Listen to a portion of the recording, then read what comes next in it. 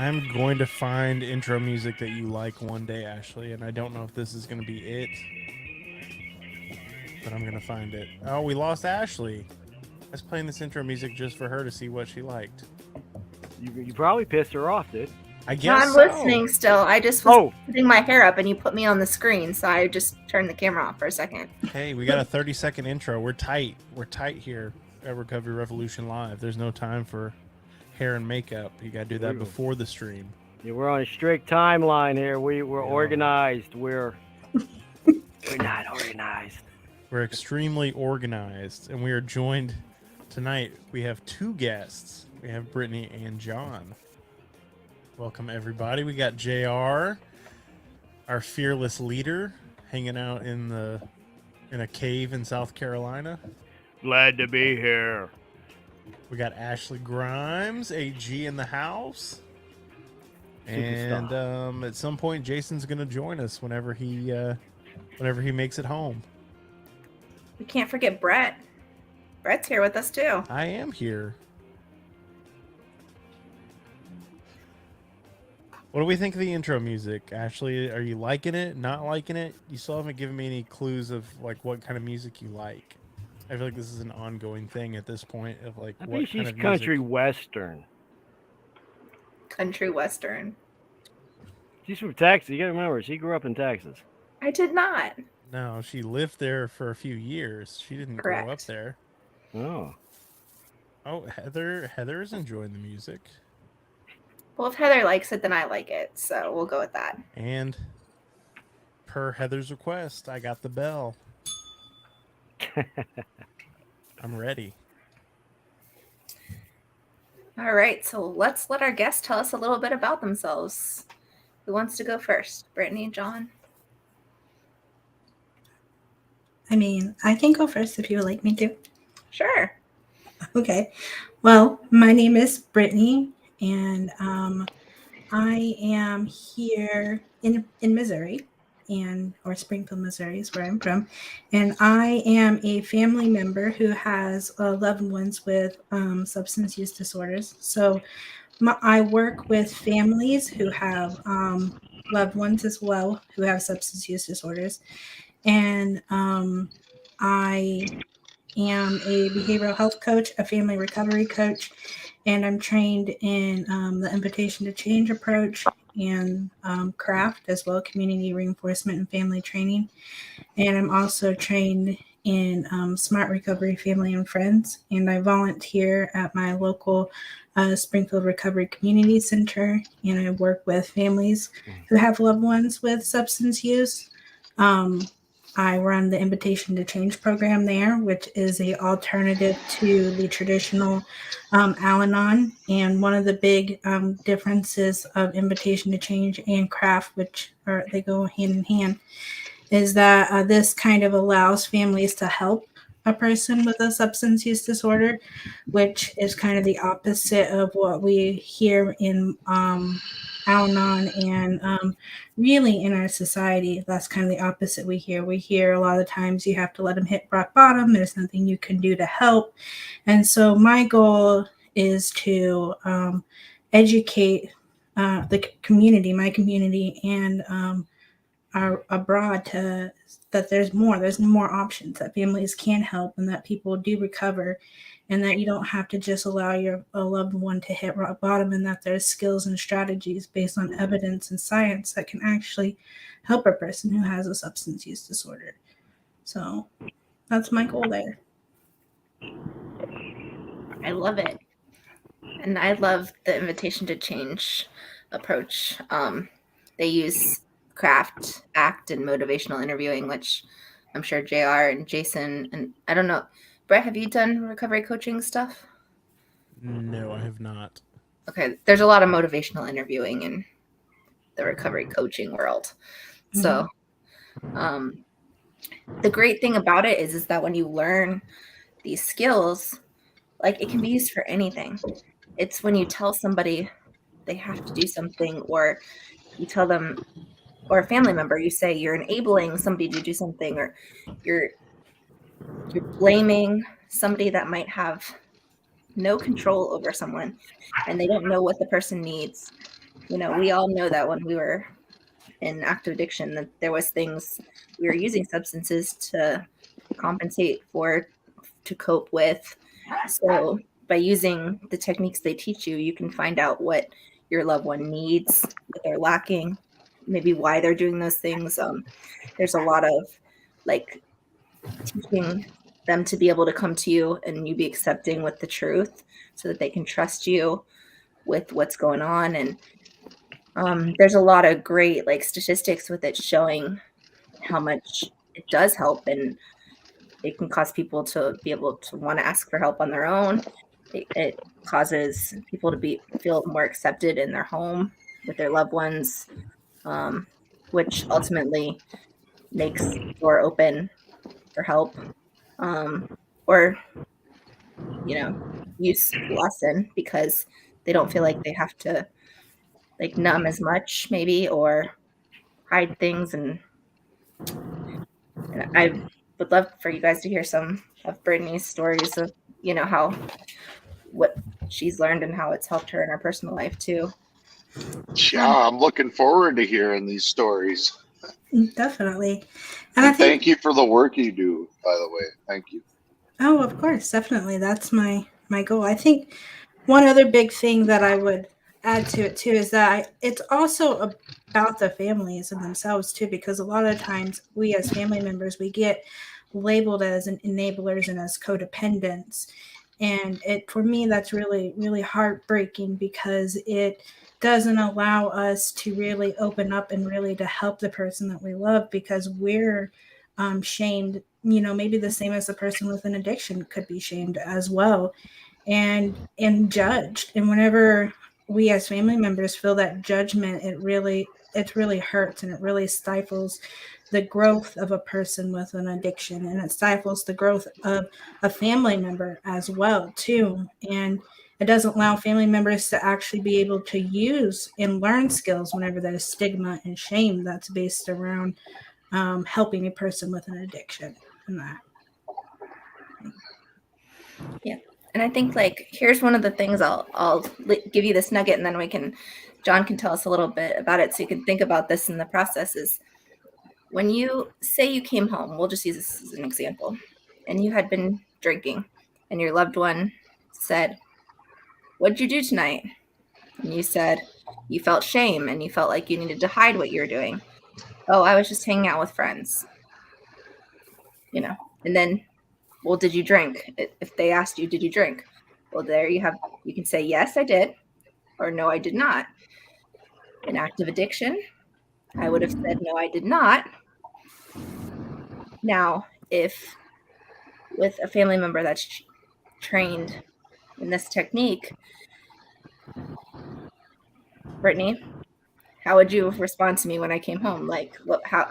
Do a little role play with me. I'll be. Yeah. So, as the family member, so if my partner, so whenever he goes out, or if he goes out and he gets a drink or something, I'd be like, hey, I can see right now that you have been struggling a little bit.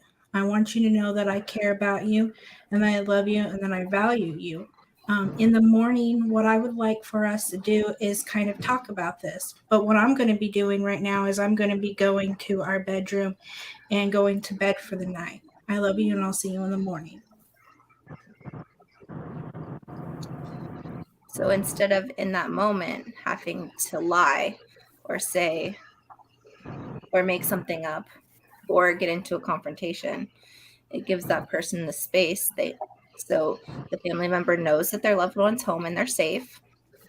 There's nothing more they can do about whatever happened in that moment at that point. And then in the morning, they can talk about it when they're both in a better frame of mind. Mm-hmm.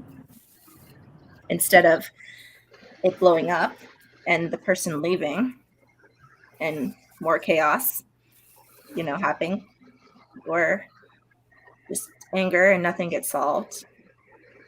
So there's a lot of interesting things that come out of, keeping an open mind and just loving someone where they're at. Mm-hmm. All right, John, you want to tell us a little bit about yourself? And Hi, my name's John Lear. I'm an actor and a writer, comedian in Chicago, out of Chicago, and currently in LA. Probably best known as the Geico Caveman from the Geico Caveman commercials. I've also done other stuff, but that's the one that was probably the most. And I've been sober for 26 years.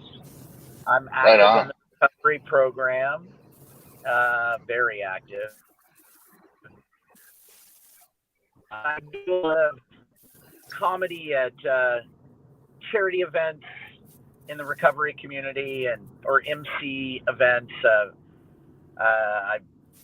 Especially lately, I just did something for Turning Point of Tampa at a beautiful 1,200 seat theater in Tampa Bay for a benefit for them. So I do a lot of stuff like that. Yeah, I'm married, I have 2 kids. The most important job. The hardest one. Yes, sir. Yeah, my daughter's 16 and driving now, so that's pretty insane in Los Angeles. So that is that's a new phase for me. Man, I wish we had one of those Geico caveman commercials lined up, but we weren't expecting this. I mean, we were trying to meet with John earlier, but scheduling conflicts with everybody. We're like, oh, well, we got this show going on. I mean, we could bring you on the show too. So fortunate for us, he agreed, and we got him on. It's a pleasure to be here. If you want to see any of the Geico commercials that I was in, you can go to johnlear.com. I have them all up there. Yeah, those are classics. Those are my favorites. It's before AG's time.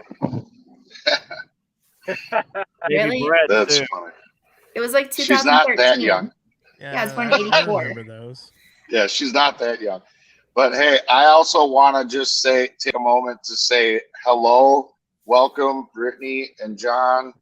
It's a pleasure to meet you both, and I'm looking forward to learning more about you tonight. And I'm sorry I was late. Work.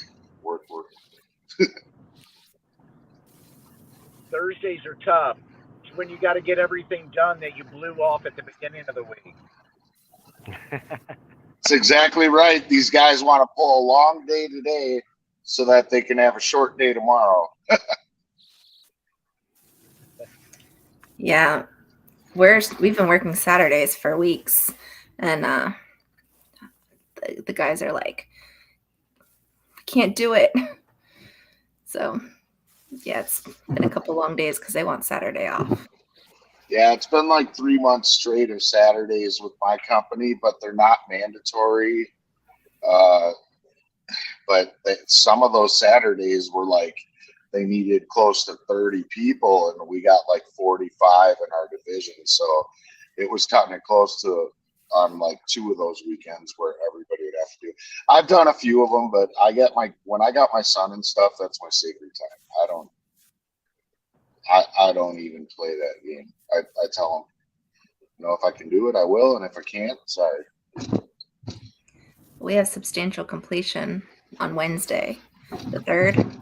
So I'm like, this is the Saturday you want off, right? The Saturday before we're supposed to get substantial completion.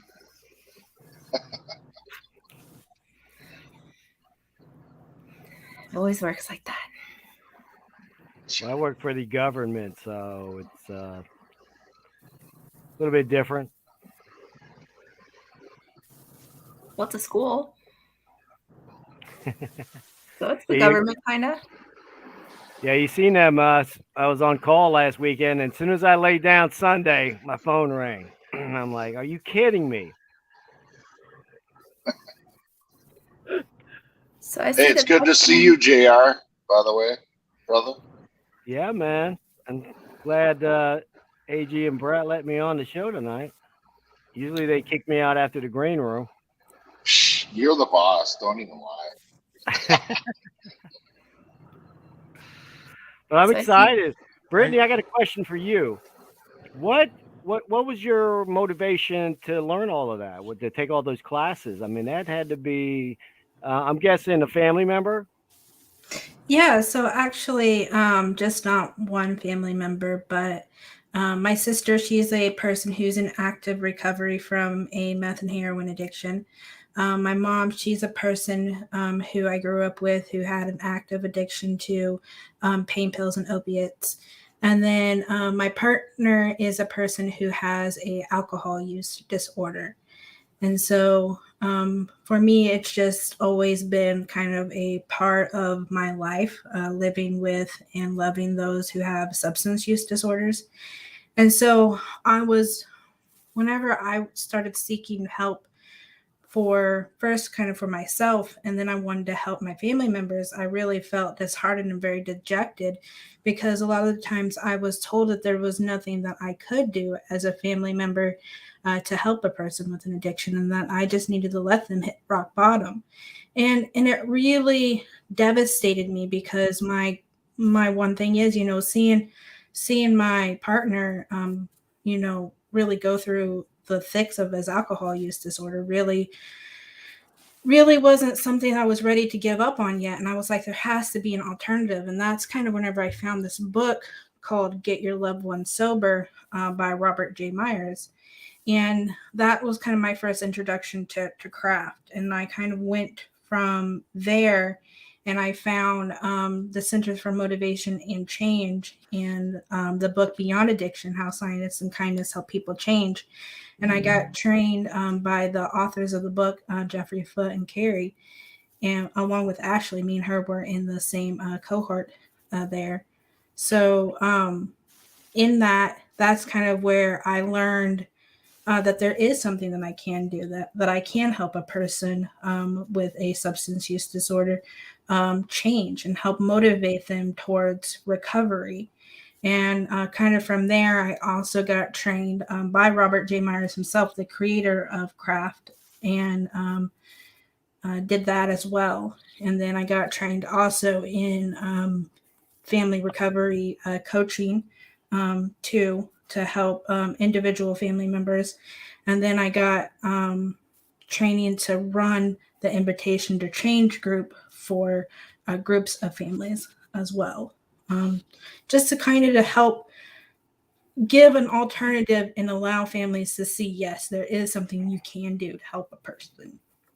Do you work in the field, or what do you do for work? So for my work, I have 3 different kind of jobs that I do, but one of them is a family recovery coach. It's my own business that I work with. I work with families who have loved ones with addictions. And then I'm a behavioral health coach. And then I'm also a developmental support specialist as well. So It's amazing. 3 jobs. You're trying to rival AG. Well, and I see in the comments, Vicky put a comment. She said, "Why should families have to coddle? My husband's in rehab and I'm seriously thinking I won't take him back." And I want to be clear that we've never said that family members have to coddle or that family members have to do anything. This is just an alternative approach. And it's also, there's boundaries that anyone can have. If you can't deal with certain behaviors, you don't have to take anyone back. Right. And every single person on this planet is an autonomous being. They have their own autonomy. They have the right to choose what's best for them. So, I mean, it's all subjective. It depends on each individual's situation and what they feel is right. So, I mean, nobody can tell you anything different. It's up to you. And I'll tell you this from a person in long-term recovery, from my perspective. The reason I went to family training is because I sat on a panel with several mothers that had lost children to overdoses. And they said that we wished our loved ones could have heard your story and realized that recovery was possible. There was nothing for us, and we didn't know what to do. And I didn't realize that there was not much for family support. So I decided to go to training to see what there was out there. And luckily, I discovered, the invitation to change model. Who they use CRAFT, which is community reinforcement. Brittany knows probably what it. Community reinforcement and family training. There you go. So that model was out there, but 10 years ago, there was even less than there is today. And today, there's a lot more for someone in recovery directly than there are for their family members. And as a person in long-term recovery, I wanted to know what families went through because I know that my children have more of a chance of going through active addiction because of my substance use. I wanted to be able to learn techniques to talk about it so that I could find those solutions earlier and have conversations with them. So, there sometimes, like I said, I don't have a family member with substance use disorder, but when you learn about different things, you don't know what you don't know. So I urge you to listen to what Brittany has to say. And if it doesn't work for you, it doesn't work for you. There's all different pathways. I definitely love though that Vicky brings up that, because it is something that I really do come across as a family member in educating the community about CRAFT and the invitation to change approach. I love that you use the word coddle, because that is something that I really try to help and educate and kind of break the stigma about, because that isn't what we're doing. We're not coddling an individual. What we are doing is we're teaching ourselves effective skills and strategies to be able to change our own behaviors and hopefully in turn effectively change the behavior of a person who has a substance use disorder. Having the knowledge that we can't control somebody and we can't control the outcome of another person or substance use. But what CRAFT then allows us to do is it gives us new communication tools. It gives us new communication strategies. And it also gives us new understanding as to what it means to be a person who has an addiction. And we wouldn't ever advocate for somebody to allow somebody back into their home or in their home who has any sort of history of violence or anything of the sorts. It's key to protect yourself, and that is actually another one of the skills that in CRAFT it teaches de-escalation techniques is what it does, so that whenever your loved one may come home sober or come home intoxicated, it teaches you how to remove yourself from the situation, de-escalate the situation so that it doesn't turn violent. That's why Robert J. Myers created it, because he grew up in a home where he saw violence between his parents. And he wanted to create a program that helps families de-escalate the violence that's associated with substance use. And so that's kind of how it was born. But it isn't about coddling. It's about teaching you how to interact with a person with a substance use disorder. And then it will give you the tools to leave if that's what you need. If that's what a partner ends up choosing to do, if that's what they need to do for themselves, is then leave. And that's what I always advocate for partners who I work with, and saying, you've done the best that you can. You've learned the alternatives. Okay, then this is the next step, and this is what we have to do. There's a whole section in the book, Get Your Loved Ones Sober, that talks about knowing when to leave and knowing and giving you kind of the strategies on what to do to leave, if that's what you choose.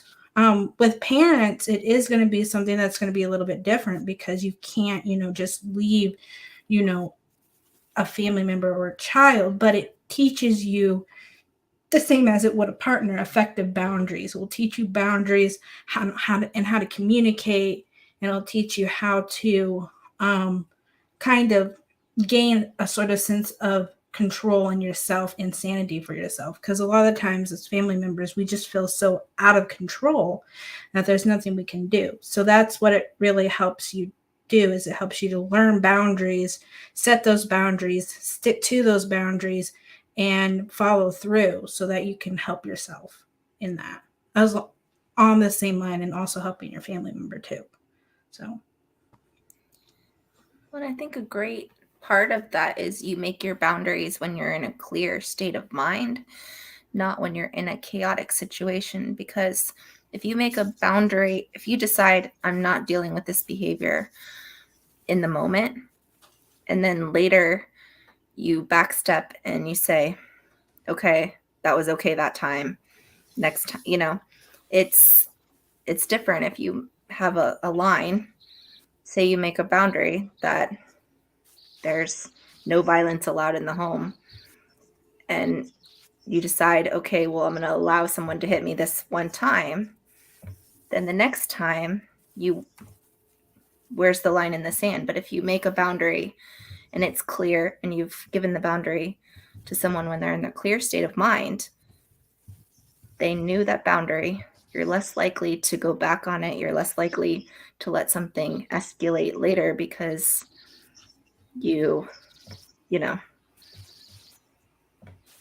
guess the best example I can use is when they told, when I was in active addiction, there's those lines in the sand, and it was like, yeah, you might move your line all the time, and it's like, okay, you accept it this time, and the next time you go a little further, your line. So this strategy, when you make a boundary, it's a clear boundary, and you make it not in a chaotic situation too. I don't know if that made any sense, but I would say in my active addiction, I crossed every boundary line there was. I mean, I remember when I first started, I was like, I'm not gonna steal or lie. I'm just gonna spend what I can. And then I ended up spending my whole paycheck and my next paycheck too. And the next thing I know, I'm boosting stuff from Walmart. So it's tough to keep those boundaries. But I love it. I love the new shift in dynamics that people that the recovery community is getting, because we needed it. We really do need it today. I mean, it's getting insane out there. I mean,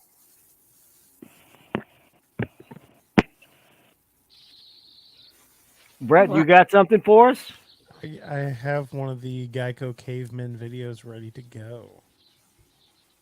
all right, you're gonna lighten it up with some Nice. Crank it up, buddy. video. Let's do it. All right. Read them and weep. Impressive. How about this? Neanderthal? Brian, your words are hurtful. Okay. I'm taking the bus, and you will not see me at the pancake social tomorrow. Geico. 15 minutes could save you 15% or more on car insurance. Nice. See, healthy boundaries. Yeah, that was a good example of a healthy boundary. And a lot of hair.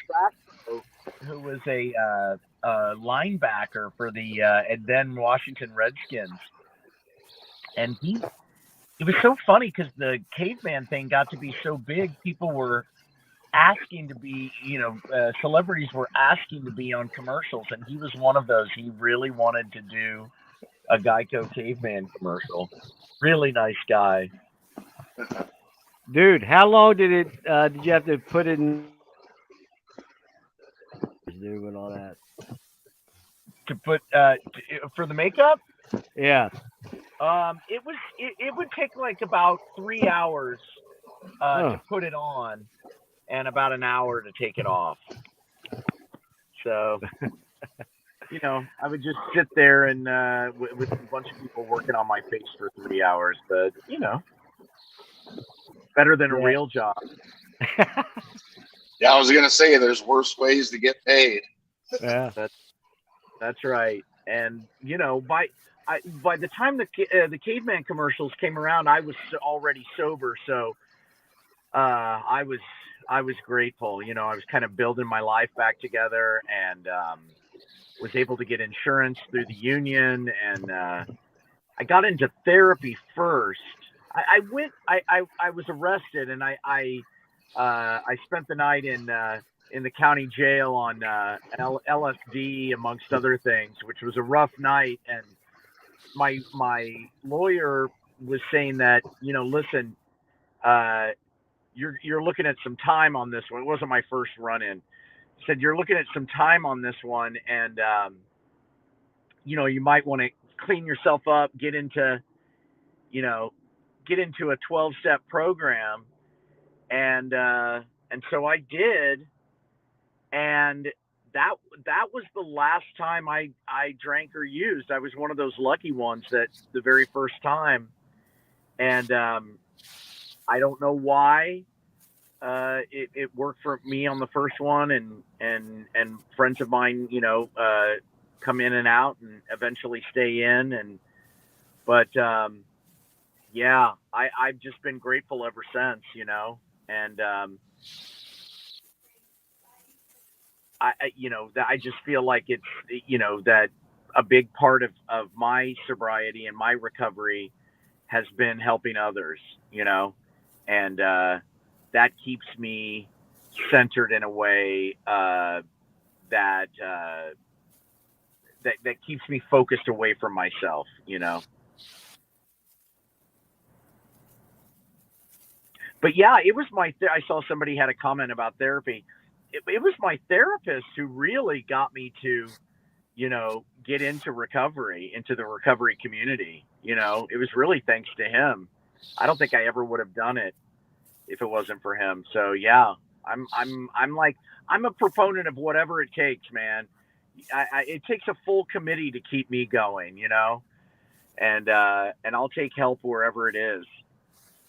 But yeah, probably the biggest thing for me at this point in my recovery is to help others. You know, that just keeps me centered, keeps me focused on what's important, and you know, it feels good. It turns out helping others is the meaning of life. I didn't know that, you know.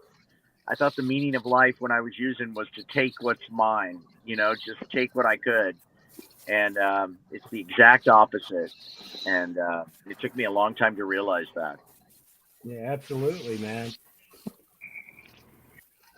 Yeah, you want to tell us what you're doing today, man? I know we talked a little bit about it behind the scenes, but you want to, you know, plug some stuff? Yeah, sure. I'm right now. My website is johnlear.com, and you can find out what's up there. But I've been doing a lot of live performances lately. I do a lot of stuff for fundraisers and charity for the recovery community. But I also do just, you know, normal stand-up as well. I'm doing a play right now called Speed Bump, which will be coming out soon. It was written by the guy who was the showrunner for Key and Peele. And I'm pitching. I'm a writer and a producer, you know, and I've sold a few shows. And so right now is kind of the time where you meet with executives and, you know, try to, you know, tell them what you're working on and see if it's something that interests them. So I'm in the thick of that right now. During the pandemic, I had a lot of downtime, and I spent a lot of it writing and creating. And now all of those things are kind of coming to fruition, and so I'm really busy, and it's, you know, it's a good time. It's a good time right now. LA is fully back, and and Hollywood is back, and you know, there's a certain lightness and joy going on around the people I work with right now, which is great.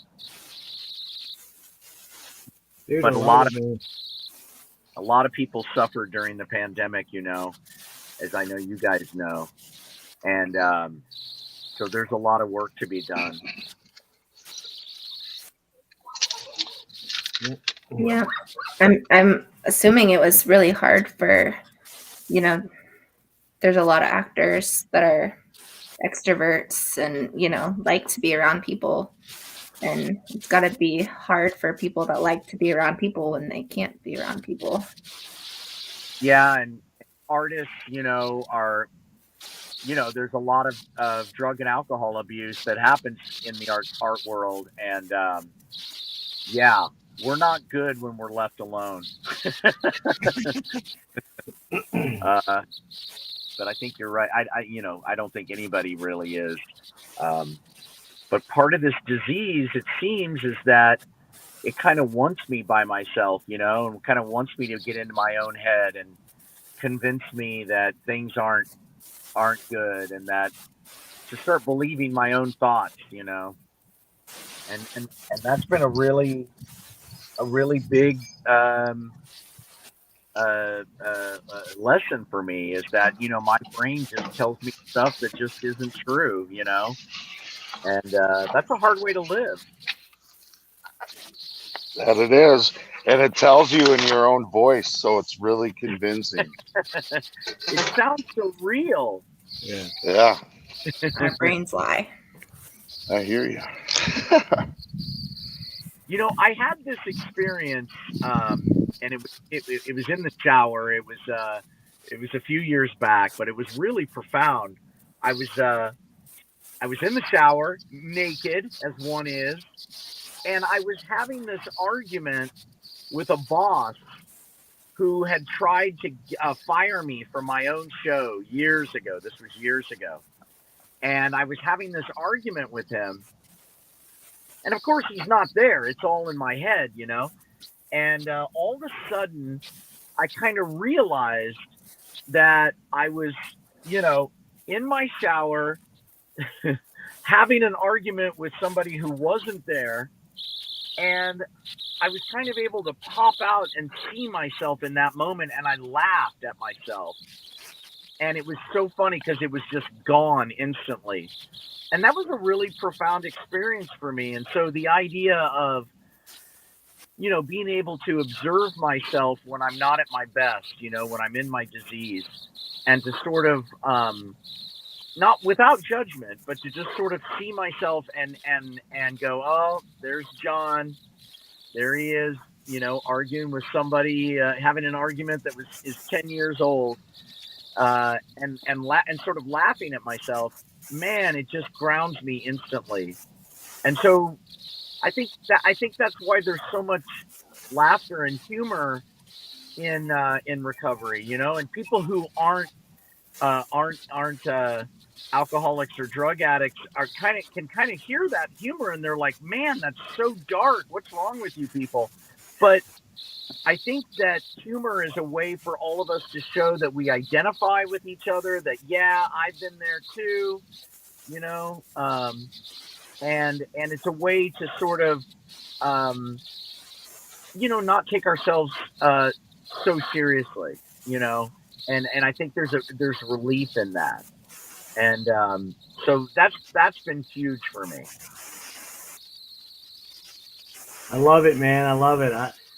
I hate it when people take their past so serious you can't even make a joke about it. I'm like, I laugh at myself, man. I did some really stupid things back in the day, but you know, I mean, if I don't laugh at it now, then it's like, what did I learn from it? You know? Yeah. Like, you joke about drugs.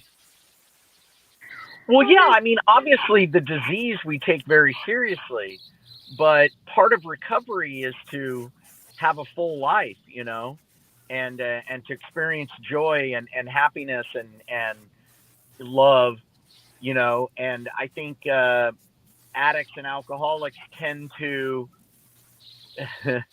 you know, we take ourselves, yeah, I agree. We sometimes take ourselves way too seriously, and it can lead to some really dark places. And I think there's a difference too between being able to admit something you did was not the brightest or the best idea and glorifying the use or the problem. So, I mean, there's a big difference. And I don't think there's anything wrong with saying I was an idiot and I did X, Y, and Z.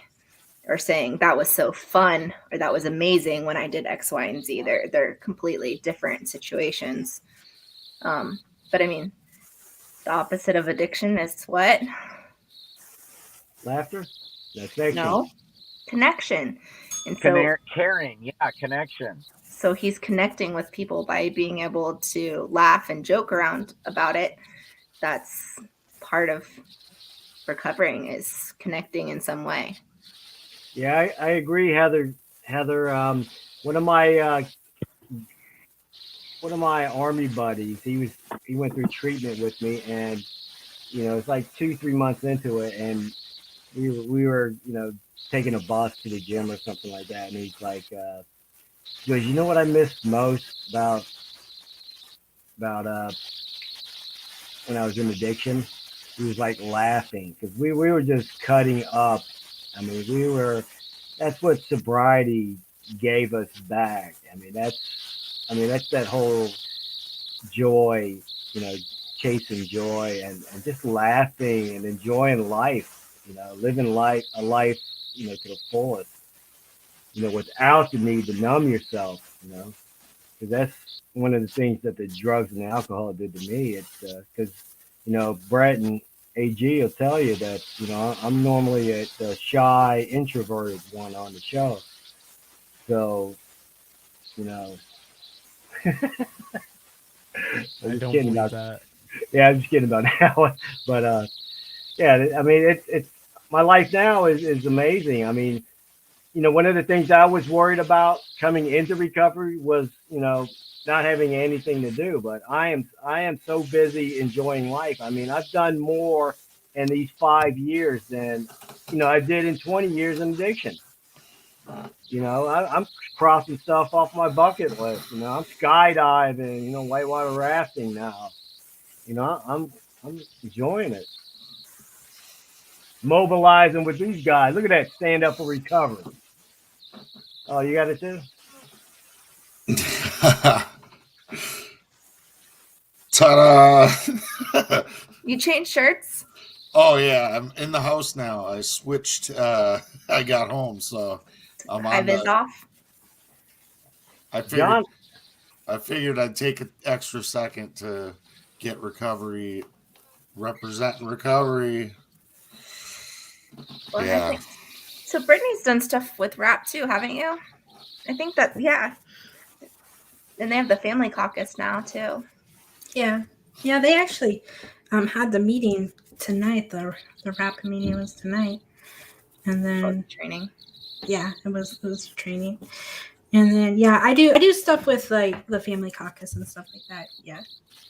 I got to do a presentation with the partnerships to end addiction, and to kind of spread and advocate the word for families with craft and invitation to change. So that was something that was really, really rewarding to be able to do, to kind of help educate the community a little bit more with that too.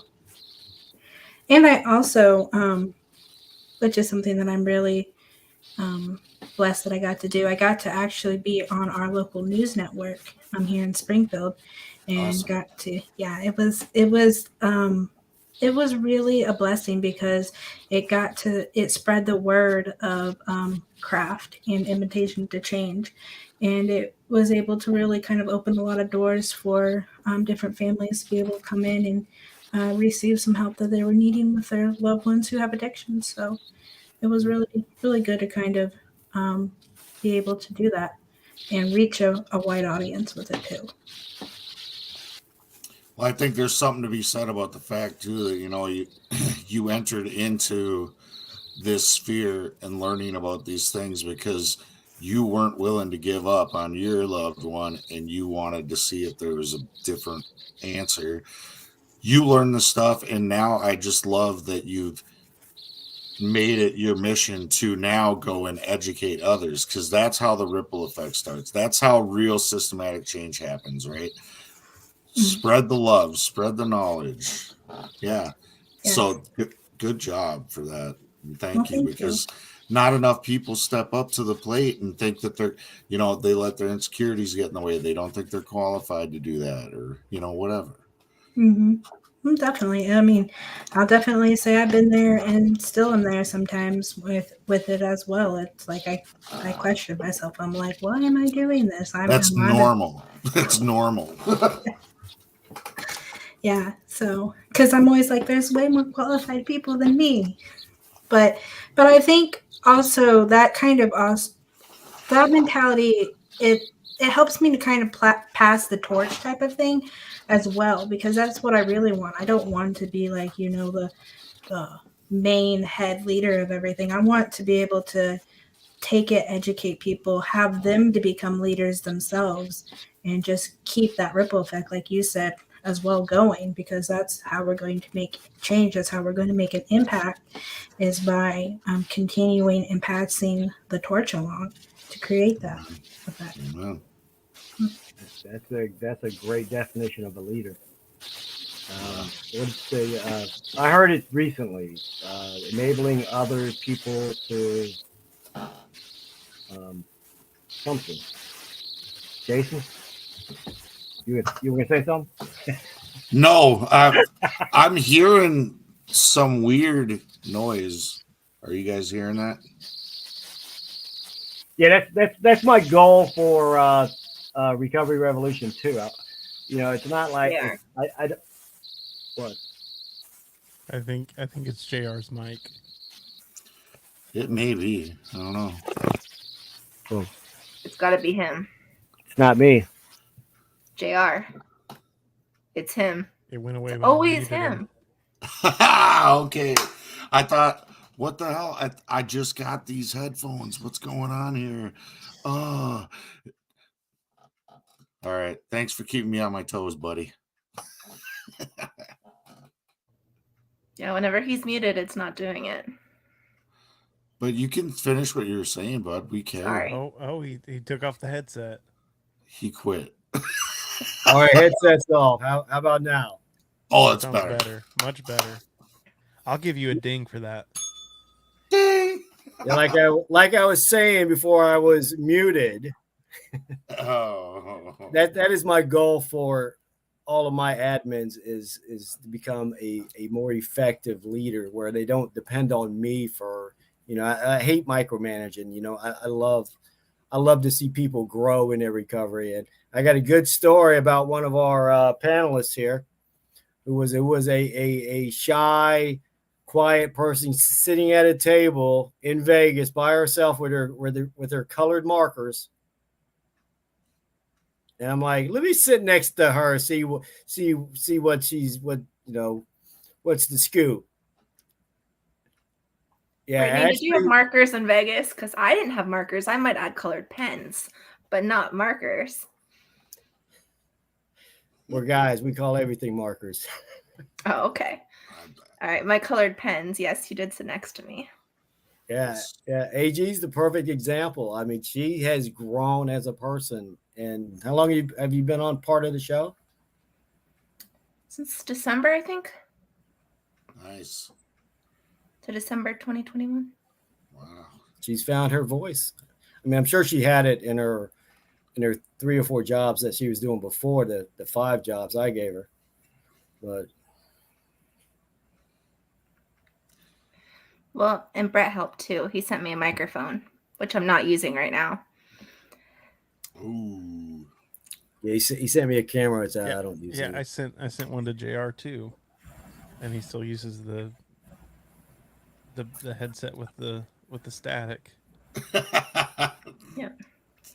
It's a brand new Brett, Call him out, bro. Call him out. they made me feel like my voice mattered. Muted me in the middle of my whole spiel. We love you, bro. We just wanted to hear your silky voice in all of its fullness and glory. That's all. Hey, it's beautiful. John, you want to tell us what you're doing with Real Recovery Film Festival? He talked to Abra the other day. Yeah, I'm gonna do some comedy for them at a theater near where the film festival is in North Hollywood. So I'm gonna do it that, and then I'll be at the festival as well. I'm looking forward to it. Sounds awesome, man. It's got to be cool that you kind of, because I'm sure, you know, the success you found with the commercials and things has kind of given you more access to a larger stage, bigger platform for recovery and to spread the message of hope, dude. Yeah, absolutely. I mean, that's been a blessing. And as I've you know, had, you know, long-term recovery, I've felt more and more comfortable. I mean, I've always been really open about it, and it was always kind of a part of my comedy, but I don't know, it's kind of shifted gears to where I'm able to reach out to people when I'm performing, but then after the show to be able to talk to people and family members and stuff, which is it's just awesome. Yeah, absolutely. You know, I love alcoholics and addicts, you know. They're amazing people. And you know, it's so great to see them find their path through all of this, and to see their family, to meet families of people who have been able to, you know, to get some recovery has been really cool. Absolutely. Yeah, I think that's one of the greatest parts is that when one person recovers, the whole family recovers. And, you know, like my recovery brought my kids a mom in recovery. So their chances of being a second generation, you know, it lessens the chances. I mean, they're still twice as likely because of my issues, but at least I can teach them recovery techniques and principles now. So later, if there is an issue, maybe they won't have to suffer as long.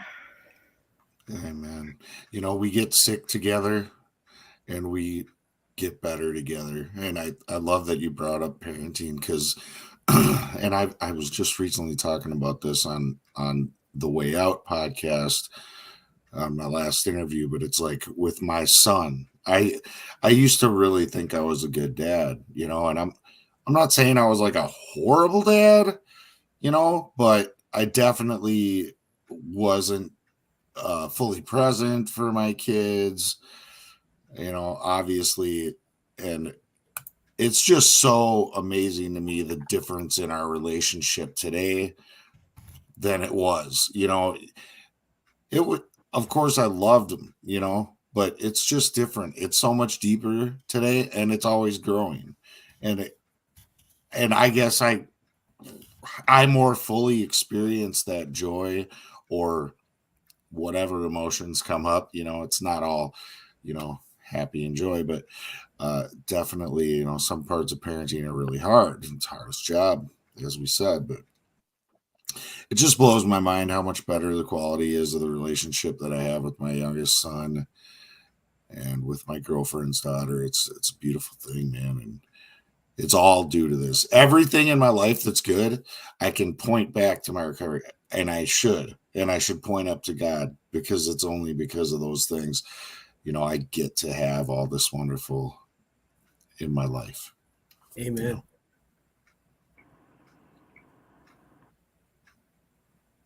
Yeah.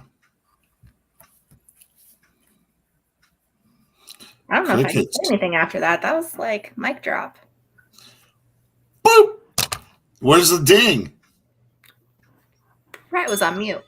Oh, yes. Thank you. I think I have a mic drop sound effect somewhere. I just don't know which page of sound effects it's on.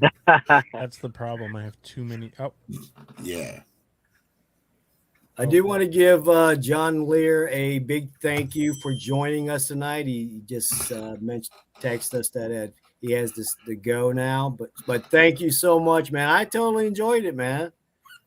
Me too. Thanks so much for having me. I'm actually parked outside a restaurant about to go have dinner with a recovery brother. So right on, you know, bro. You don't want to keep them waiting. They'll turn on you in a second. Yeah, they'll ghost you out and you'll never see them again. Food is a big thing in recovery. It is. I know. Food's a big deal. Dude, pleasure meeting you, John. Thank you very much. for having me. I hope to see all of you guys soon, but this has been great. And yeah, I love what you're doing. So Love what keep you're it up. doing, man. Yeah. Thank you. I'll see you guys.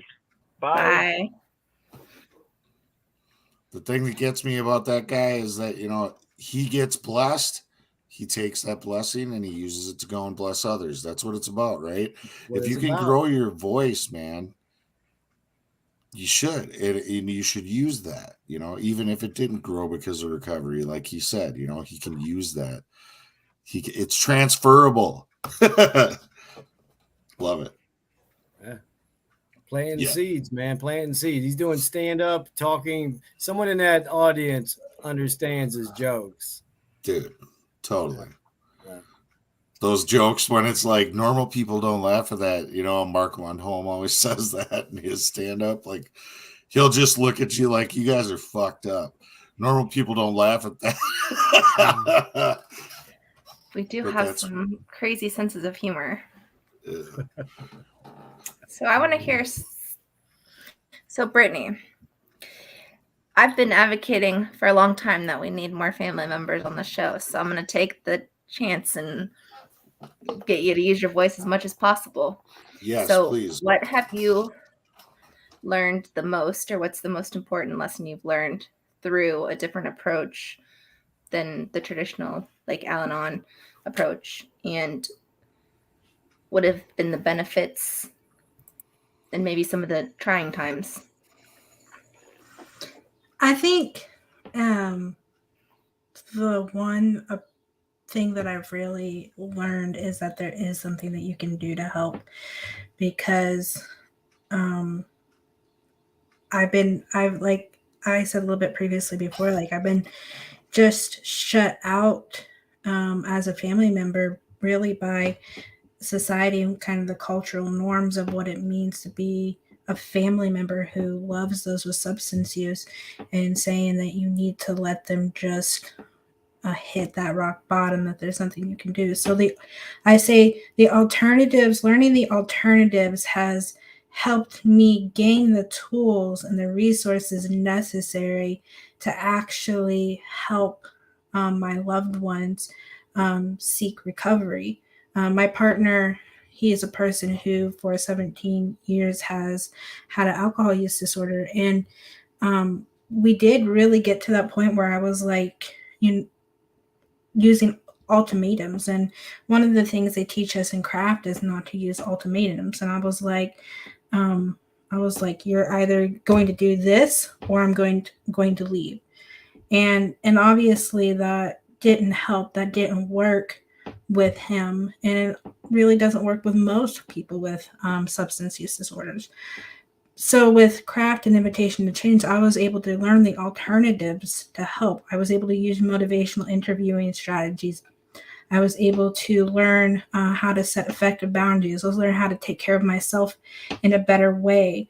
I learned about the different stages of change and about ambivalence. I learned about a whole host of different things to kind of help my loved one and to help motivate him towards change. And I think the big thing to really remember in that is that with motivation to change or motivational interviewing, we're trying to help a person change on their own.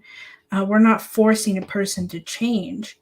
And so whenever I was able to really use a lot of the skills and strategies, my partner, he decided really on his own to get insurance. He got into a really good rehab facility, and he has been active for over a year now in his recovery. He's still awesome.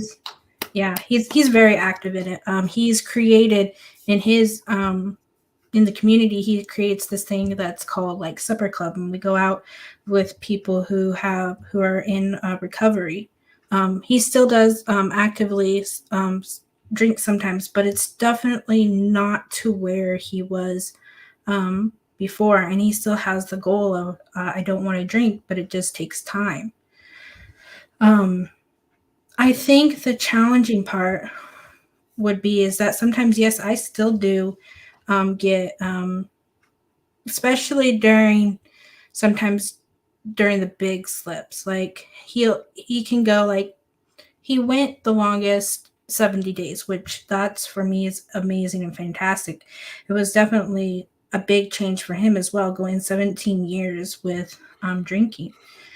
And so I think the biggest challenge is the reoccurrences, the slips, and kind of feeling like it's starting back over, even though definitely with my training with craft and invitation to change, we know it's not just starting over, it's that it's progressing. Yeah, definitely. It's progressing. And so but it's still challenging. It's still disheartening to see at times. And I think it's really very challenging because I see him hurting. And that's not what I really want.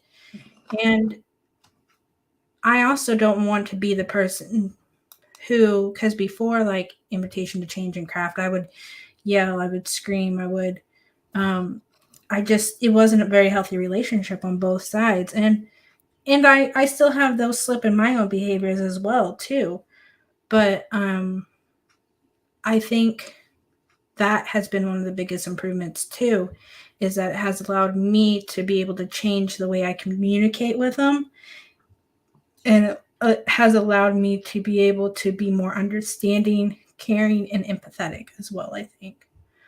But yeah, the biggest challenge I definitely would think would be the reoccurrences and the slips in that, and probably a lot of the stigma kind of as well that I still kind of face in still supporting a person who may actively be drinking, because a lot of the times they're like, well, why don't you just leave? And I'm like, because that's not my goal, that's not my intention. I know that recovery is possible.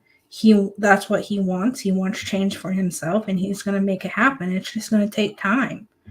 So yeah, I mean, you believe in him, and it's a process. So I think that's why you build. It's just like with us in substance use recovery. You're in family recovery. you built this community around yourself. So it's important to lean on them because they are like-minded individuals who have the same goal in mind as you do. You know what I mean?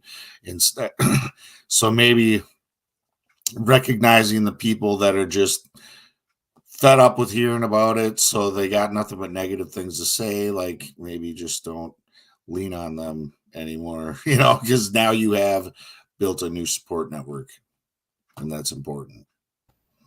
I want to ask you, when he does have a reoccurrence, does it last 17 years like his active addiction did, or is it something you know about right away and there's steps taken to get back to the place of being in a healthier state?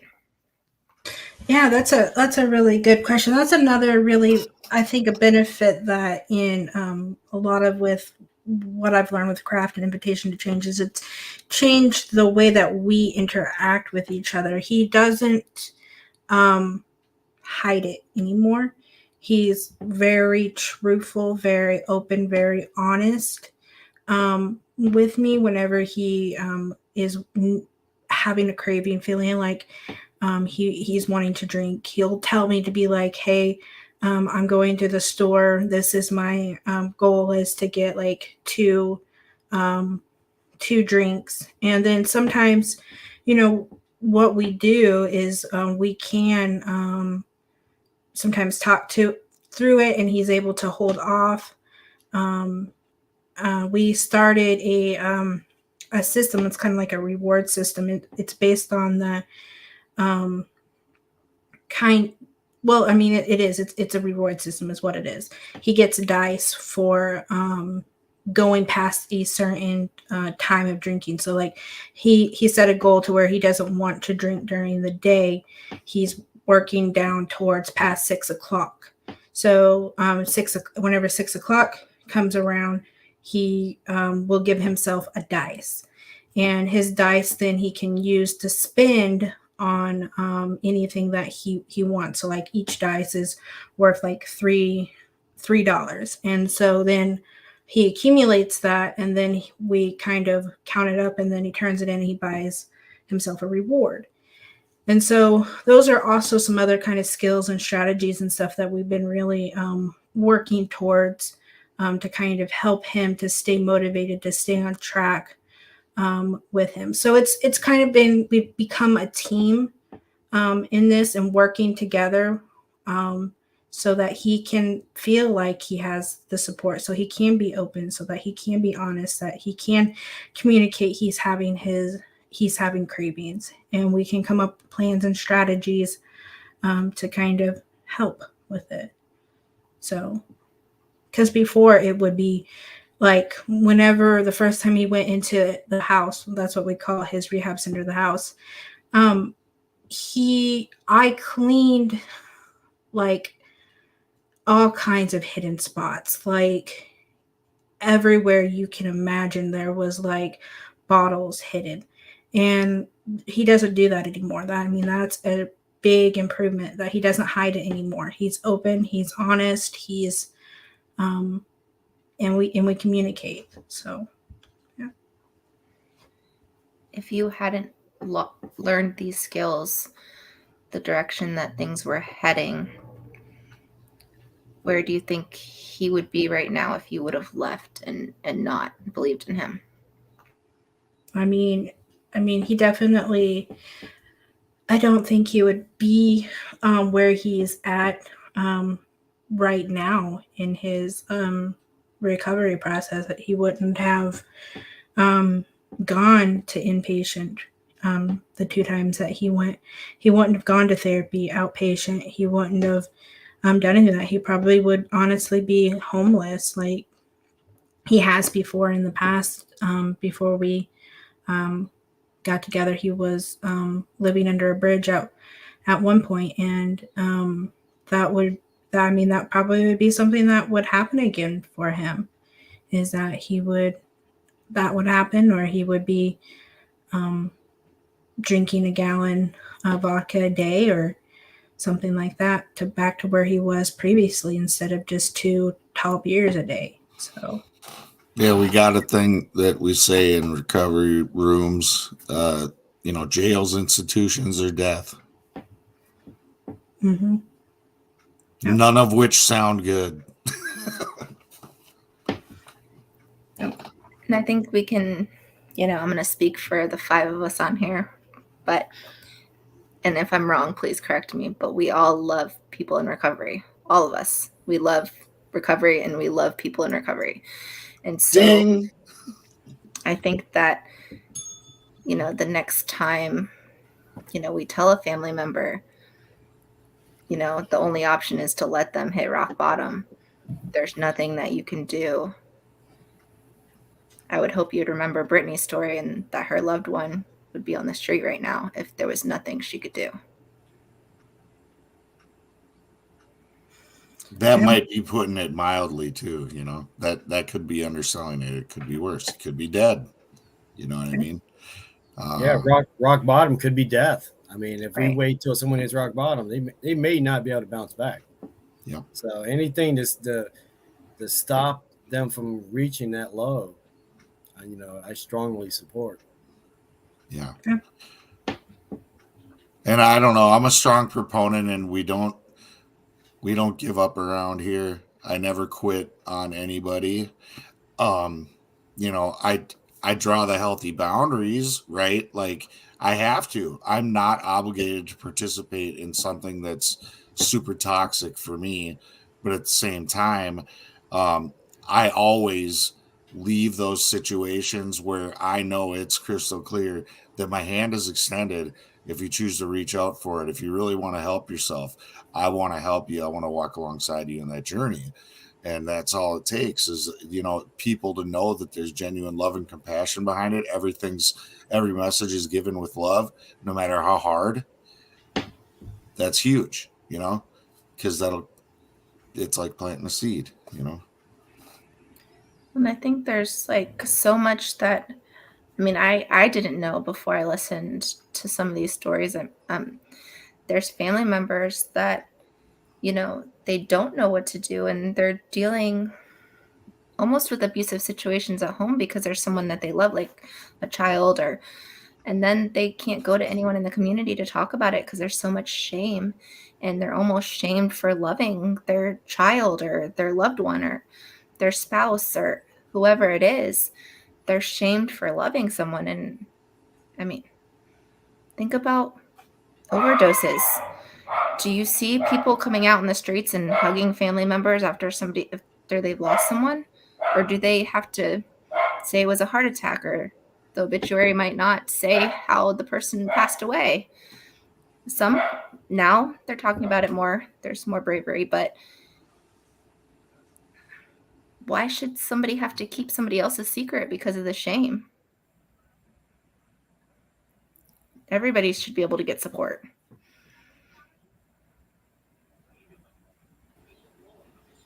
Yeah, definitely.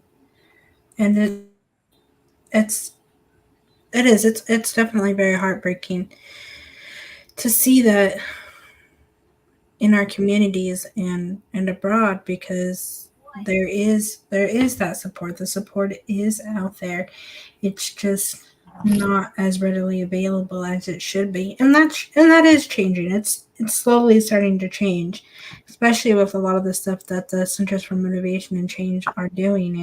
And I've seen a lot of improvements in the communities because of it. But it's going to take time. It's going to take a continual advocacy and voices of each of us to kind of continue to help and continue moving forward. And I think just not educating our community, but also educating a lot of like the mental health professionals as well, because me as an individual who's a mental health professional, I kind of feel that that's important as well. And I know that therapists and other mental health professionals don't know about invitation to change or craft, and they're still kind of stuck in the codependent sort of ideology, and that's really harmful to a lot of families too. Whenever they go to seek help with the mental health professionals, they're told by that professional that they're codependent and that they're enablers, and that is really heartbreaking in itself as well. So. But that's where you come in, Brittany. That's where you come in, and that's how change comes about. The fact that you're educating others to learn these skills and be able to apply them, and probably educating some to be trainers themselves so they can go out and educate others. That's where it's going to change, and eventually it could be a system, like a system-wide change. But for now, it's that much more important that there's people like you that are applying these principles to your practice and really trying to help educate others on how to do it as well. Because it's just like with our addiction, right? It's progressive and fatal, possibly, but so is recovery, and so are recovery practices. They are progressive. They are always changing and growing. So again, thank you I just appreciate people like yourself that take your lived experience and you use it as fuel, for the fire, and you go out and you make a mission of your life, and you're helping, I'm sure, a lot of people. And I really hope that you being on our show helps a lot of people, Yeah, definitely. Thank you. And thank you guys for everything. I know each of you are advocates and work as well in your communities and abroad as well. With the podcast, it reaches, several people as well. And that's an impact, and that's powerful as well. So, I mean, it takes a community to be able to grow. It's just not one person who makes that impact. And so each of us has that ability to change something. May not be able to change the world, but we can change ourselves, and in that we can change our communities and others. So Yeah. Oh, It all when we change starts in here. ourselves, it changes the world. Yeah, it all starts in here. It does.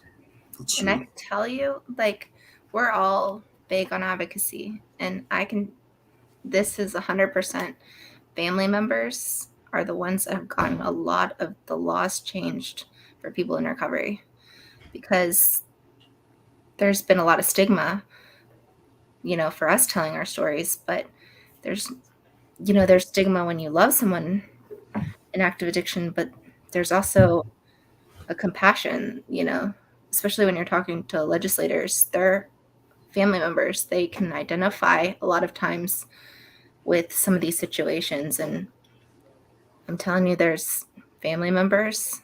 Yeah. Have Everybody's touched by this. Yeah. Mm-hmm.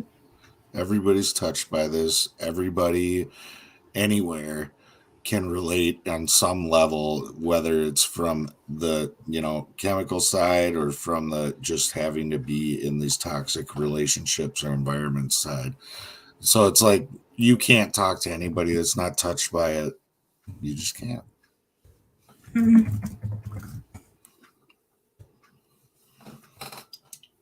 And I know Jason and JR know Jacqueline, and that's another, huge family advocate that I respect so much. And I didn't realize, there's more for parents with children with substance use disorder. There's not as much for, like, Brittany, your situation with your loved one, and then as a brother or sister of somebody, there's not as many groups for them. So having advocates that can talk about those experiences is super important, because, like, I didn't know that was a gap. I would have never really thought about it, honestly, because I was never in that situation. But there's not as much, and I don't want to say sympathy, but think about, if you lost a loved one to an overdose, you think about the parents first. They just lost their child, but think about a sibling that grew up with that person. They've had that person in their lives either since they were little or their whole lives, if it was an older sibling. And then they just lost somebody that has been part of their life since they were born. It's just as traumatic as a parent. And there's not as much for them either. I feel like it's for everybody, though. The programs like CRAFT or Thrive Family Support in Minnesota. It's more of a Christian-based one, but it's the same type of thing, where we can help them. We can learn to love them well, right? And I think that's transferable across the spectrum with, different types of relationships for sure. Maybe it just seems like that because there's more parents that take the center stage and speak out. I don't know. Have you noticed that, Brittany, that there's not as much for spouses or for brothers and sisters? Yeah, definitely. It is really more like a lot of the times that parents is who we see, and they're the ones who really grasp hold of CRAFT and invitation to change. And I think the reason why we don't see as many partner advocates out there is because of, like we talked about, that stigma and that shame is really put onto partners a lot more maybe than maybe a parent, because there is that expectation out there. Well, parents are going to love, them unconditionally no matter what. But us as partners, there's that expectation to, like, well, you can just leave whenever you want to. Why don't you just leave?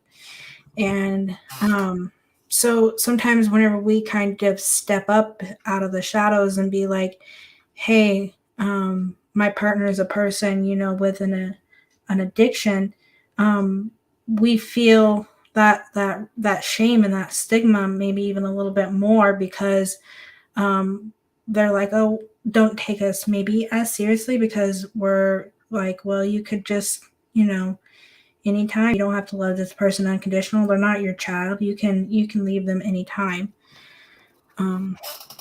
So I definitely don't see as much partners. That's sad. Like what you just described, to me, that's sad. Like, what a cold response, that somebody would have that response. Like, well, you're choosing it, so I have no pity for you. Mm-hmm. Like, really, dude? Like, love is love, right? I don't know. That just got me listening to you describe that. It is, and it is heartbreaking, and it's like, you see it in a lot of like, because I'm in a lot of like the different support groups and stuff for families, especially on like Facebook and stuff like that. And in a lot of the forums and then the comments, those of us who are partners, who are all sharing the same burdens, you still see people telling each other to just leave. And you're hearing that from other partners saying, run away, leave, go. And that a lot of the times you don't see the support that somebody's asking for in these forums or in these chats. You see them hurt and not helped. And so that's why, the Thrive Family Support Group is really good as well, because they created the Facebook page that now I think it has close to 5,000 people in it, where she has rules on there where you don't say that. You don't tell somebody to run. You don't tell somebody to leave. And you don't use the wordings codependents or enablers. And we also, in the form chats on Thrive, we don't use the word addict and alcoholic. We use the person. We use person first language. We use, a person who has an addiction, a person who has a substance use disorder. So I see a lot more partners more recently in her forums really stepping up, I think, because it's more safe. It's safer for them in that environment than it is maybe in another environment. It's an empowering space for sure. And Pam is a dear friend of mine. We're both from Minnesota, and she's a fellow mobilizer, part of Minnesota Rap. But she would be a great guest on this show, actually, if you want to get more family people on here, because she's doing all sorts of great work, not just Thrive. There's other things that she's involved with that are same mission, different angle or whatever, but Pam's amazing. Yeah. Mm-hmm. Yeah. I volunteer as one of the mentors there for Thrive. So it's a really, that group is a really big blessing. It really does help a lot of families, and they do a lot of like the different, because you did say that they're a little bit more religious based. So they have kind of started doing it to where they have like the religious based ones, but then they have like more that's more focused on the invitation to change and craft part. But all of their stuff is still like encompasses like invitation to change and craft. And that's one of the biggest resources I send people to is the Thrive meetings, because they're really impactful. Oh, I'm glad I mentioned it then. Yeah, like in our cohort too. Yeah, because Invitation to Change, she was in our thing. Yeah, and she's just incredible. I think it's good that she's trying to add kind of a more secular elements to that program, because if you want to reach more people, you got to meet them where they're at, right? So you can't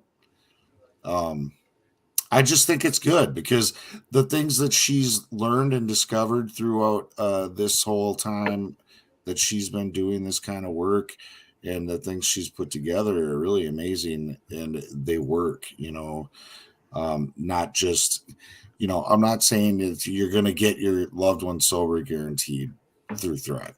I'm not saying that, but I am saying that you will be okay no matter what the outcome is. I mean, maybe, on some level, you're going to have better coping skills and stuff.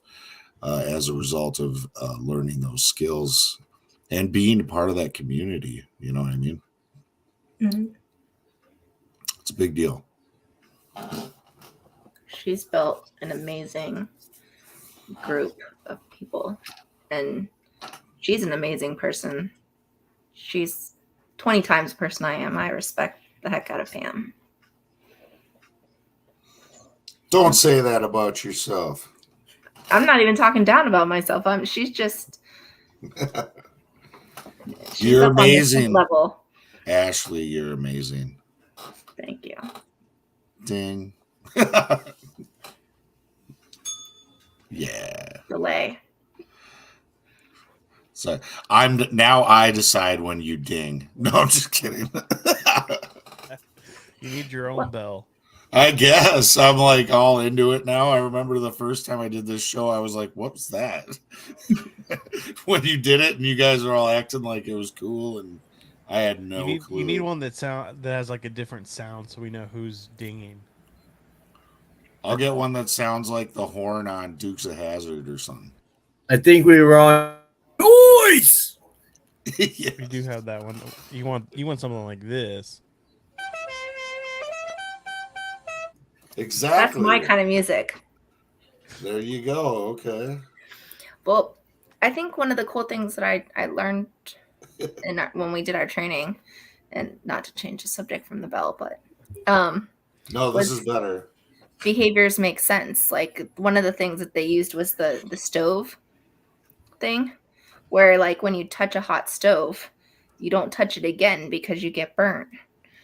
Like if someone tells you not to touch it, you sometimes still touch it because you want to see if you're going to get burned. But once you try it, you don't do it again. And so that's kind of a lot of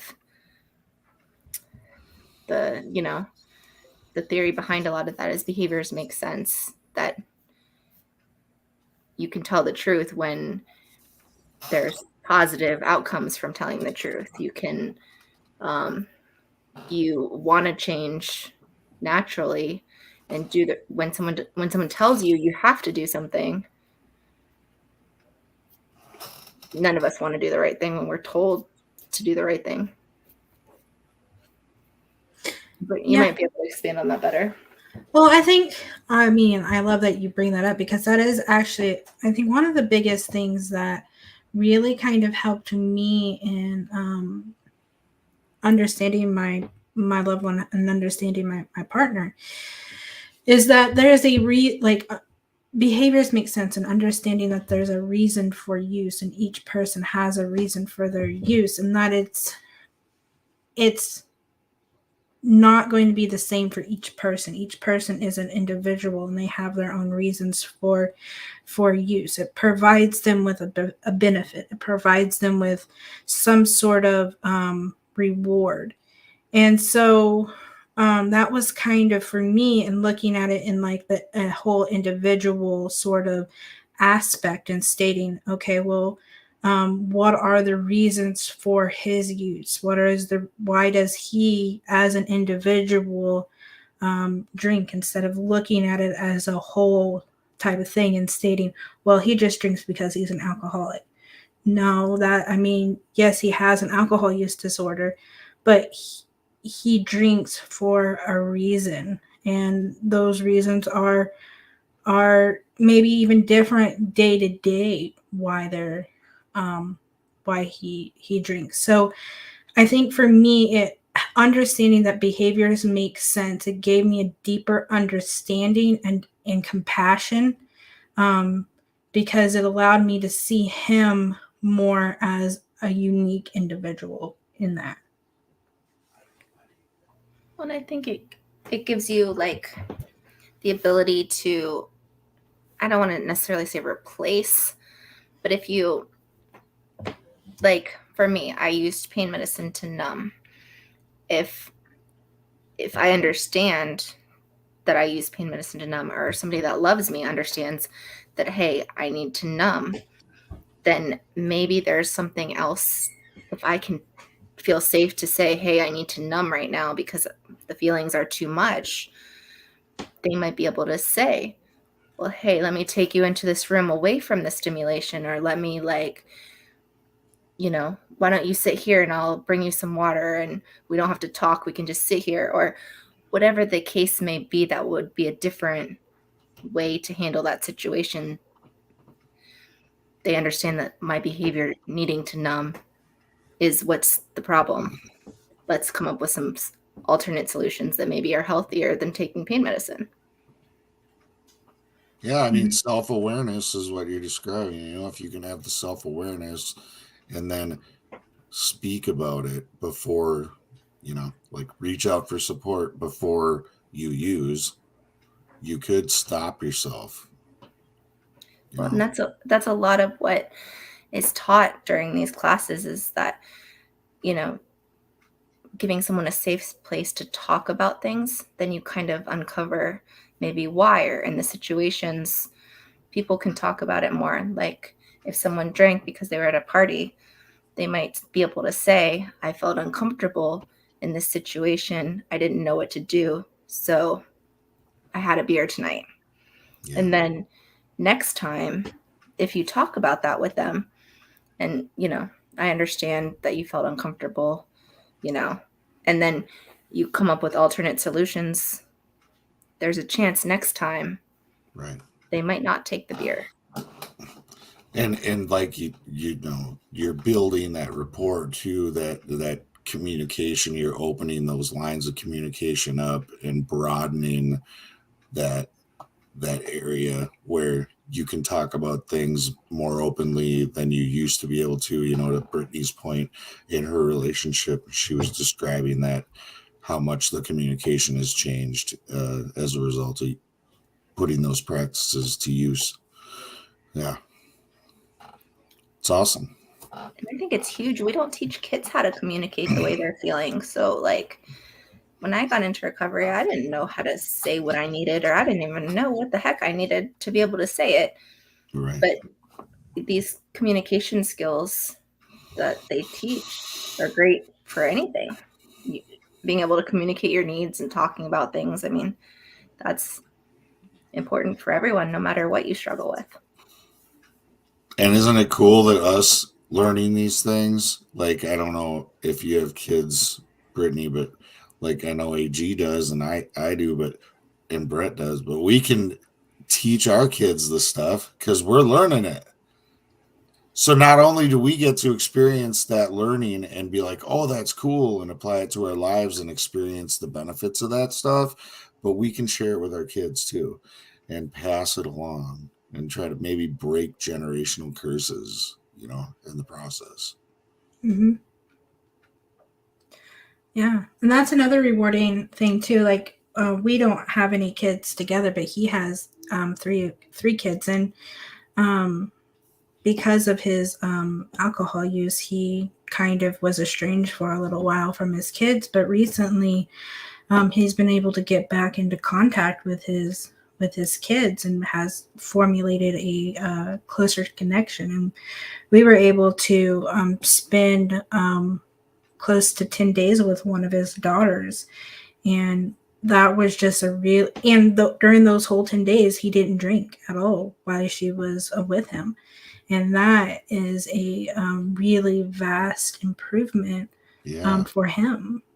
And so it's great to see that change that it does make for somebody in that. That's so amazing. What a gift for her too. She got to have her dad fully present. Mm-hmm. Totally. Yeah. It's awesome. That's beautiful. We're happy that you're here and for all you do and for being able to tell a different side of it. Because like I said, I never really thought about how hard my addiction was on my family until I started seeing other families, and it made me respect the support I had so much more. Yeah. There's a meeting near me. It's Saturday nights, and it's AA Al-Anon mixed group. And early in recovery, I found this group and I loved it. Like, as painful as it was, because it was really painful to sit there and kind of like get to hear those perspectives, get and have to hold space, in a meeting environment. Somebody's got the floor, there's no crosstalk, and everybody has to listen. And it was like, sometimes it hit me so hard listening to what people were going through from the family side, whether it was a spouse, and you had a whole mixed bag in there. It was like usually 30, 40 people in there. Maybe half of them were Al-Anon people. So you had all sort, a mixed bag of experiences, and it was really like life altering for me. It was mind blowing to hear them share their experience in that group. It's important that people get in touch with those things. It helps us get in better touch with reality, really, instead of our own twisted perception, our little world that we lived in, and the things that we thought, well, I'm not hurting anybody but myself. And now I have to look at the reality of the situation, and I see it all around me. I know it's not just me that was hurting people. Everybody's hurting everybody when they're out in their active addiction. It's just crazy. The other thing that's like, I've always loved people in recovery, but when I first started on the recovery journey, I didn't really love people in active addiction. I'll be honest. I struggled with that. I struggled with naloxone advocacy. I struggled with advocacy for people who use drugs. But through family members and hearing about their love for people in active addiction, it made me love people through the eyes of their family members. It made me love people who still actively use. It made me have hope that there was recovery possible for people I didn't believe there was, because there was people that loved them that much, then it was worth me taking a second look at them. And I'm grateful for the family members of the people who love people who use drugs and alcohol, because they made me love them too. That is so awesome, Ashley. And it speaks to the power of, staying open and continuing to continue your education in these areas, because we fear and we hate what we don't understand. So if I feel like I hate something, it's weird, because recovery got me to a place where I'm like, uncomfortable feeling. And now I don't recognize it like that. I recognize it like, oh, opportunity for growth. And now I need to learn about this subject and try to make it make sense to me. And I think it's amazing that you just shared that. Thanks for sharing that, because that's beautiful that it literally changed your heart, especially in regards to harm reduction. Some of those practices that are maybe more controversial, like love the addicts, like advocating for safer use, let's provide them a place where they can shoot up, it sounds crazy on the surface, but is it? They're just trying to help them live another day, man, because maybe they'll want recovery tomorrow, right? And I love it, though. I love the heart change that happened to you as a result of hearing stories. Sometimes you stop seeing them as people. And when you hear people that love them, you start to remember that even when you use drugs, you're still a person, and you still have feelings, and you still have, just because you're struggling doesn't mean you're not a person anymore. And I think that was a huge turning point for me, and once you see it, you can't unsee it, which is great and awful at the same time. Even homelessness, it's like I used to be able to look through the person and not really see a person. And now it's like I've heard so many people's stories about who that person was before, or what they're struggling with, or what they do after, and changes they make. And so it's every time I see someone that's homeless, I see a person now, and not, Yeah. Yeah. It's good to take time to get to hear their story. Everybody's got a story, you know? Yeah.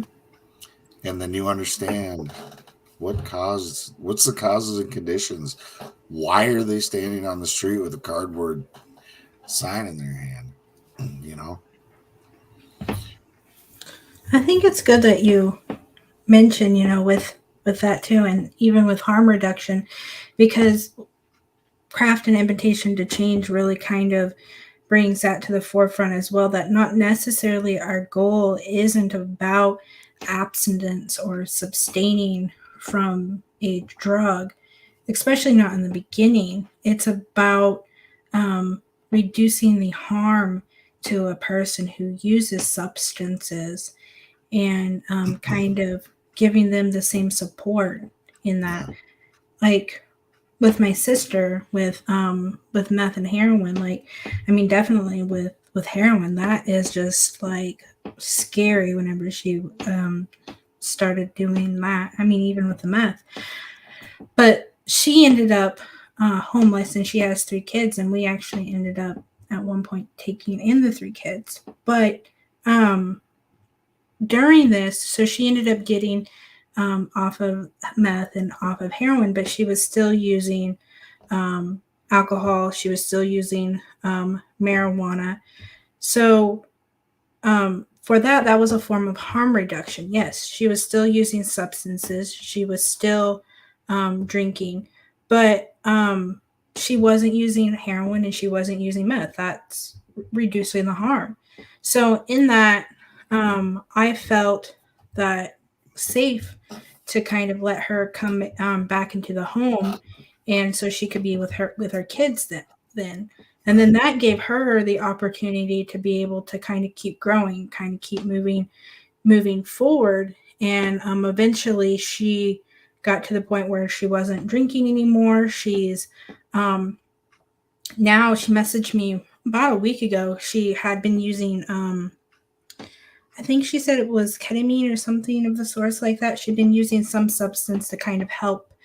And she said that she has even stopped using it.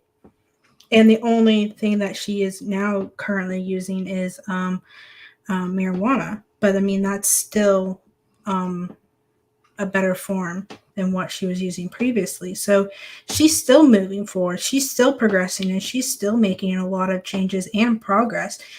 Just because she's not 100% abstinence or 100% sober, it doesn't mean she's not a person in recovery. She's still in recovery, and she's continuing that process. So yeah, and like to your point, she's improving. Like, now that she's just doing marijuana, well, that's an improvement, on top of her previous improvement. So she's continuing to improve and grow. And then I think I've heard it said too that it's also about maximizing the amount and the quality of the time that you get to spend with that loved one as well. If you're not always fighting a battle with them, then the time is going to be more pleasant, right? And whatnot. So, because I know I remember Pam talking a lot about that in her Thrive groups. It's like she got to the point where it was like, what do I want the time that I spend with my son to be like, right? Like, do I want it to always be a fight? Do I want him to yell at me and slam the door because I don't accept him for who he is? Or do I want to have, a good time with him, yeah, it's a big deal. It's meeting people where they're at, giving them a safe space. We've been talking about it, in different terms all night, and it's can't be enough said about the importance of that. Because I know when I was getting high, the few people that I did go around, eventually that wore thin, and I didn't feel welcome or whatever, and I would stay away. I would shy away. I just felt like, well, I'm not gonna not be high, so I guess I'm not gonna go there. And you just isolate. I mean, it's a natural reaction. I think that isolation piece for us addicts and alcoholics, It's just easier to do it alone, you know. And then the only people that say shit to you and make it uncomfortable are the ones that care, right? So that's even the worst part. It's like, fuck, I can have a good conversation with lots of people, but they don't really give a shit about me. And the ones that do, they're telling me I have a problem. Like, what's their problem? That's what you're thinking. What's their problem, man? I don't have a problem. And I mean, like I've said it like 500 times on this show, but there's nothing about being sober or clean or whatever in the definition of recovery. Like Sam says, Yes. definition of recovery is a process of change through which individuals improve their health and wellness, live a self-directed life, and strive to reach their full potential. There's nothing in that definition that says recovery equals sobriety. And there's a lot of us that have the pathway that, of abstinence, but that doesn't mean that that's the only pathway and that's the only way to recover. Amen. Yeah. I respect and honor all pathways. I'm like, hey, if that's like improving your quality of life, keep doing more of that. We are losing too many people to be Nazis about recovery. Especially lately, man. I know for me, it's crazy. I almost think sometimes I'm getting desensitized to death in the recovery community, and it sucks. It sucks to feel that way. It sucks to feel numb when you hear, or to feel like I'm not surprised or saw that coming. It sucks. It really sucks. Yeah, there was, and I think it was always happening though. It's just when I was in my active addiction, I was in my own little world, my own little bubble, and I wasn't paying attention to the shit that was going on around me or the people in my life, or those that I said I cared about. It wasn't, like I was just like lost in space somewhere. And now I'm like eyes wide open, just fucking engaged in the community and watching it happen all around me. Well, the drug supply is so much more tainted and mixed than it's ever been before. It's a lot more dangerous than it previously was. And I mean, there's been a lot of people in recovery that have slipped and had a recurrence, and it's 1-2 times, and they've overdosed. And so it's one of those things where, if they're doing something that gets them off of a street drug, I'm all about it. Hell yeah. Yep. Totally. Yeah, it's sad. I mean, I had to have a pep talk with myself a couple weeks ago because there's, somebody else, that I knew that had passed away from an overdose, and I was like, did I survive so that I could watch people die? Like, is that what it's turned into? And I know that that's not the case, but in that moment, it's like, is that what this is going to be about? So. Well, it'll make you angry. That's for sure. Sometimes it'll make you angry, but honestly, it's like, it's not. I try to focus on, can I help one? Can I reach one? Can I teach one? Right? If I can do that, awesome. That's what it's about. And I got to focus on those wins, no matter how small, even if it's just having a chance to have a heart-to-heart, and they go back out.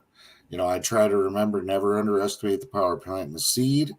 The importance of making people know that there's a safe space for them to turn to where they're not so they're not alone, right? Like, it's too easy for us to convince ourselves that we're alone anyway, so it's important that that you're not alone. And without people that are willing to hold space and have a conversation without judging you or telling you what you have to do, it's like, that's not going to happen. And unfortunately, there's a lot of that around. So it's super important to me to just be cool, treat them like a human being with dignity and respect. Don't be a dick. Just And I think the huge thing that we have to remember is that even if it's one day, even if they find recovery for one day and the next day they go back out, that day that they were trying not to use or they use something different could have saved their life, because that day could have been the day they used something, a tainted supply, or could have been an overdose situation and they switched to a different substance that wasn't as dangerous. Who knows? But the efforts that we're making, and it does matter. it's true. Very true. So, Brittany, have you been able to do any I don't know, how do you spread these messages? How do you train? What kind of platforms do you use to get this information out there? And have you been able to be a part of any really cool conferences or anything like that?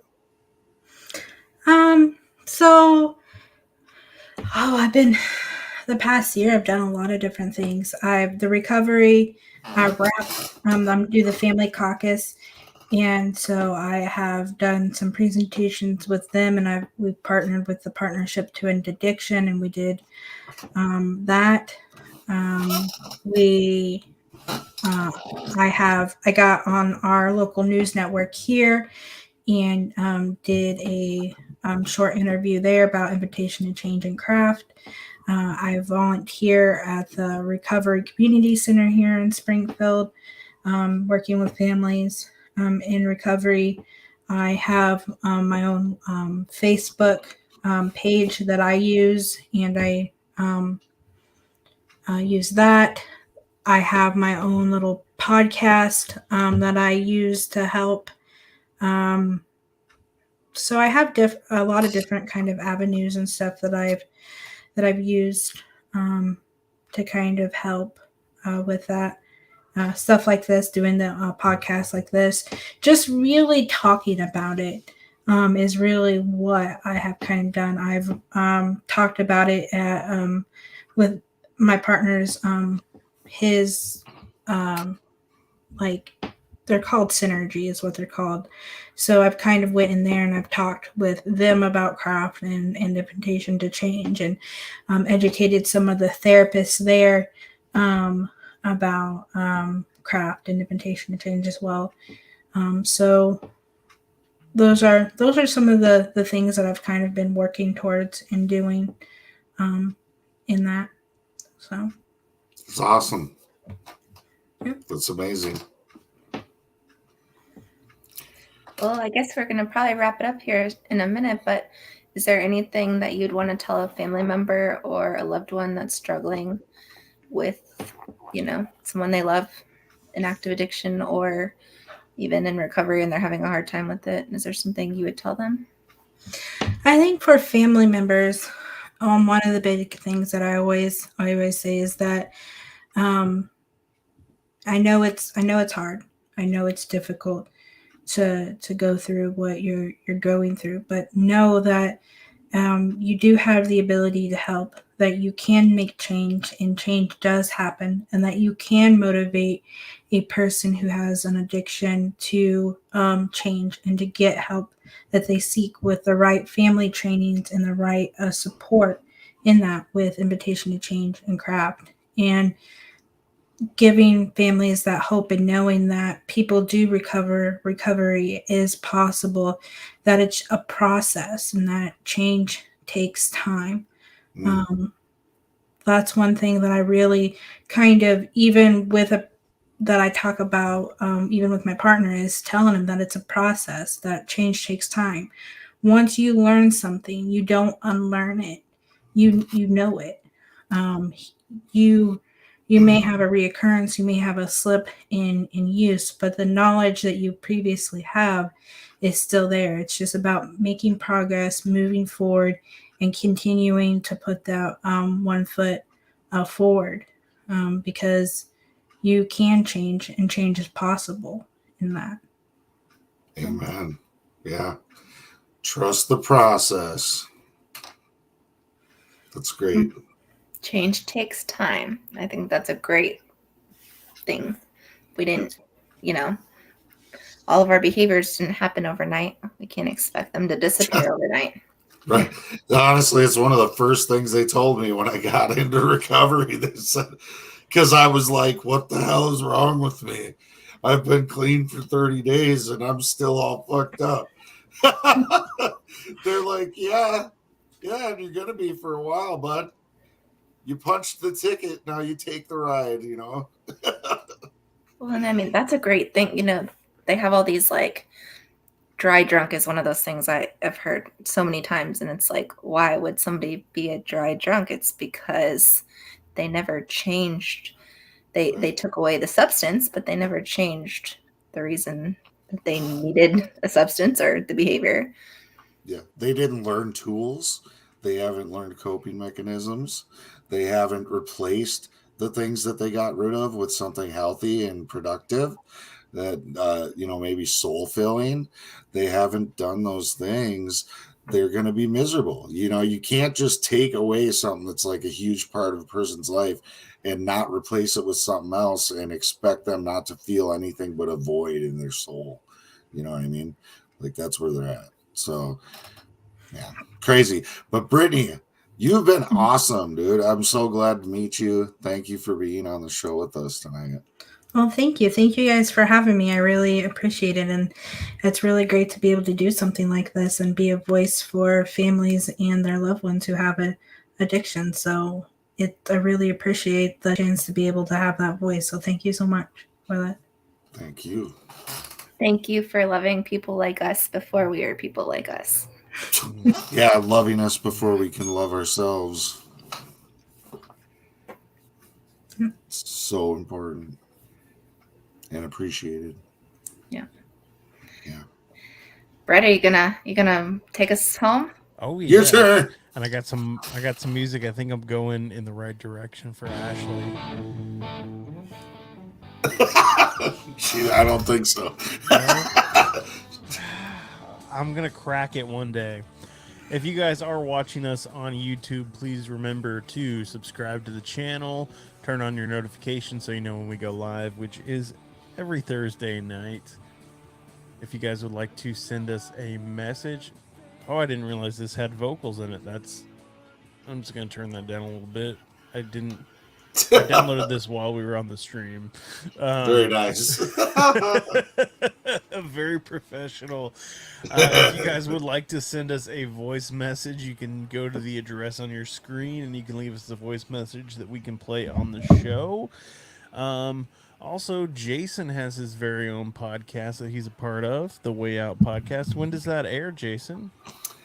New episodes drop every Monday, and they're on any of the many plethora of platforms that you could listen to a podcast on. So, you'll find it on almost anything, anywhere, and they're just out there. Once they're released. So there's 303 episodes right now you can listen to. Have fun. Nice. And I also do my own show called Recovery Survey. I release episodes every Wednesday. I don't have quite as many episodes as Jason does, but I have 112 or 14. I don't know. There's still quite a few, and also our former co-host Carl Fessenden, he has a show called The Drunken Worm, and he just started up season 2 of his show. So if you guys aren't listening to that, be sure to do that. And you can also listen to Recovery Revolution live in the audio format on any of your favorite podcast players. So be sure to subscribe there if the podcast is more your flavor and you don't like the video as much, or you're on the go and still want to take some of that recovery content with you. Be sure to subscribe on your favorite podcast app. We will see you guys next week. Remember, progress, not perfection.